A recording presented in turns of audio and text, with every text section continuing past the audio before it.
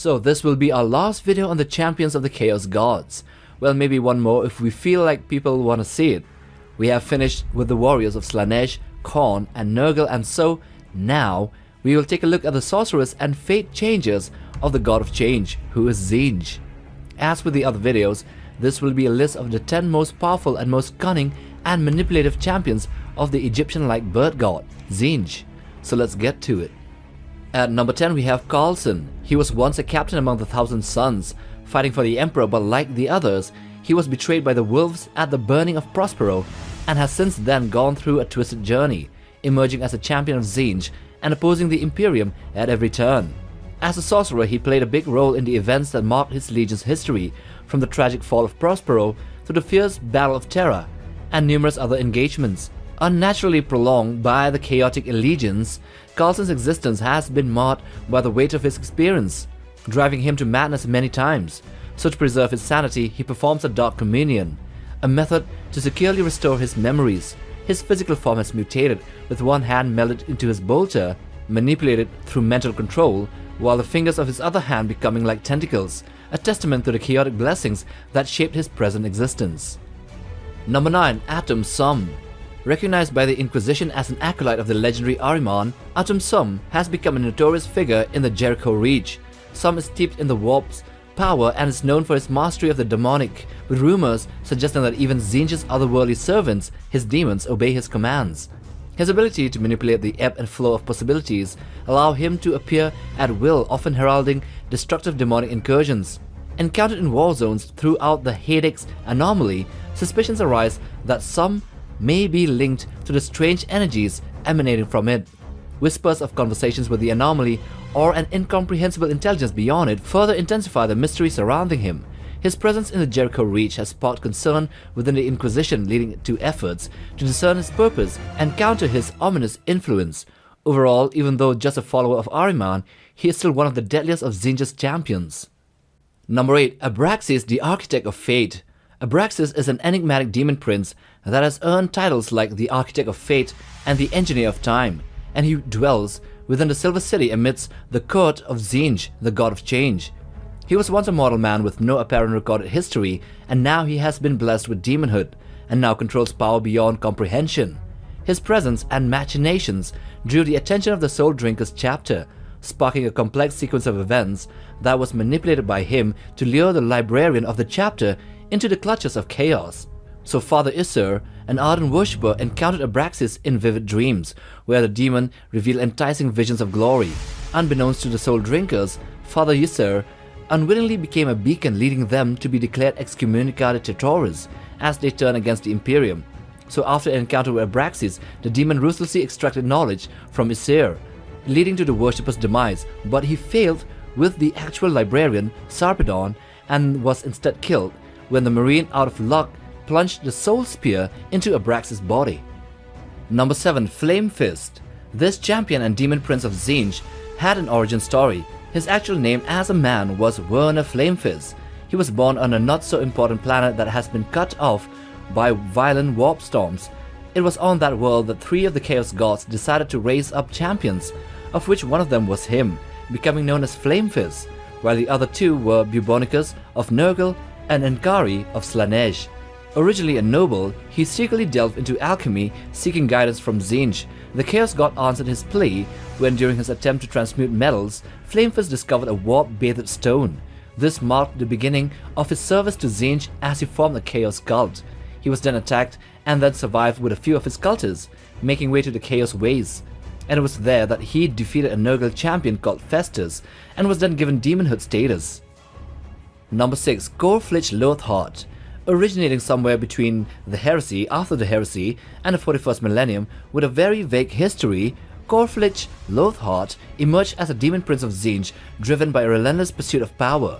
His cunning machinations unfolded as he seizes control of the Murderval, a chaotic warband, and after he seized control of the group, he then initiates a reign of terror. He orchestrated a swift and brutal eradication of the population of Durton and Agri-World in a frenzied display of bloodshed and debauchery, then turning his malevolent gaze towards the Tau-Sept world, Viola, and he kidnaps 305 warriors, putting them within the Garden of Nurgle just to face an uncertain fate and for a laugh. imagine the Tau, which know nothing about the warp, suddenly teleported to a garden full of great unclean ones. His most twisted feat, however, is tricking the Dark Eldar into raiding an Imperial world only to be captured by the Murderval and then sent to the warp, breaking their Archon's arms as well, leaving her as a present to Slaanesh in the Palace of Pleasure. Number 5. Tzeentchar.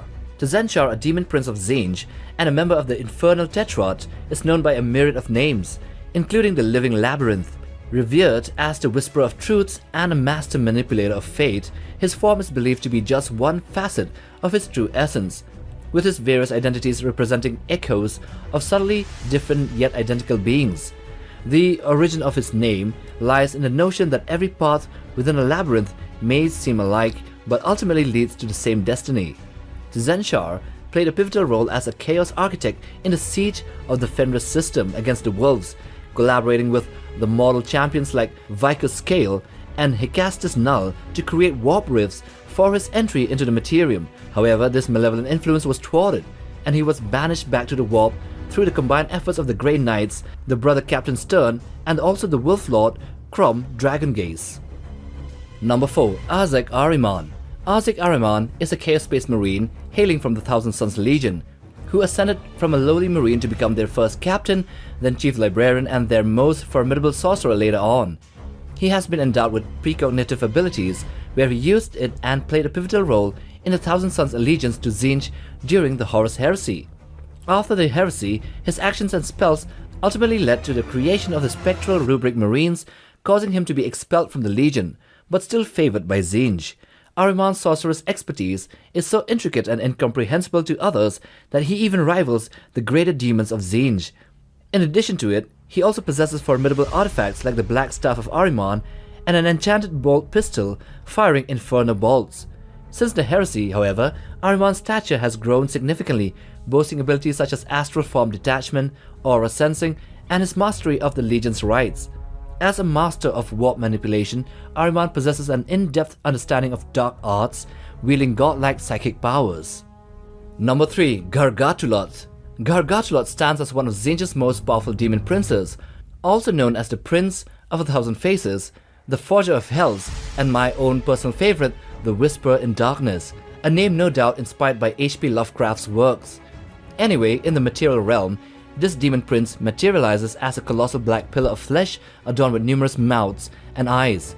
Its distinctive appearance, coupled with its skill to manifest in diverse avatars for its followers, earns it the moniker the Prince of a Thousand Faces. Gargatulat, a demon formed from data and information, possesses the ability to materialize and spread corruption through various forms of media. During its early existence, it lived as a mortal human, experiencing multiple lifetimes and then taking on roles such as a warlord or a natural observer. It has then observed the tumultuous events of the Age of Strife, the ascendance of the Emperor, of the Horus Heresy, and a subsequent decline of the Imperium, which brings us to infer that maybe it was the cause of the Men of Iron's war against humanity during the Dark Age of Technology, but that's just my theory. His last appearance was on M40 in a planet called Volcanus Altar, but he was banished by a Grey Knight called Justicar Alaric, who luckily learned of his true name and banished him back to the warp. Number 2. Magnus the Red. The Primarch of the Thousand Suns Legion was one of the Emperor's 20 genetically engineered sons, created to lead his Space Marine legions. Magnus possessed powerful psychic abilities right from the start, matched only by the Emperor and Malcador, the Sigillite. His psychic powers then drew attention of Tzeentch, and in M31 seeking to warn the Emperor of impending treachery by Horus, Magnus used forbidden sorcery to breach the psychic wards of the Imperial Palace. Unfortunately, this caused immense damage to the Emperor's Webway project, which was very important. Then Leman Russ was then sent to bring him in, but along the way the message was manipulated by Horus, which became an extermination decree, and thus blah blah blah, the fall of Prospero, and Magnus went to the arms of Tzeentch. Transformed into a monstrous entity of chaos now, Magnus the Red is now a demon Primarch, entwined with the devious intentions of Tzeentch, the great conspirator. His perpetually red skin crackles and radiates with absorbed warp matter, while massive wings adorned with Tzeentchian runes sprout from his back.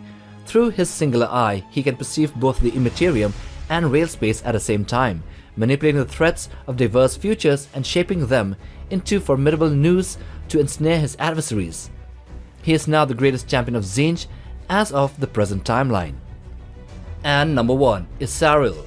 Always will be the greatest of Tzeentch's servants and champions, even though he later went on to challenge his own patron deity and dueled for 1 billion years, which makes him easily one of the most powerful entities in the entire grimdark universe. He was once a loyal servant of the god of change, back when Tzeentch was considered the most powerful of the chaos deities. So maybe, at that time Isel was also maybe as powerful as Khorne or as Nurgle. Isel's power was so great that he transcended the status of Demon Prince into becoming the only Demon King to have ever been described.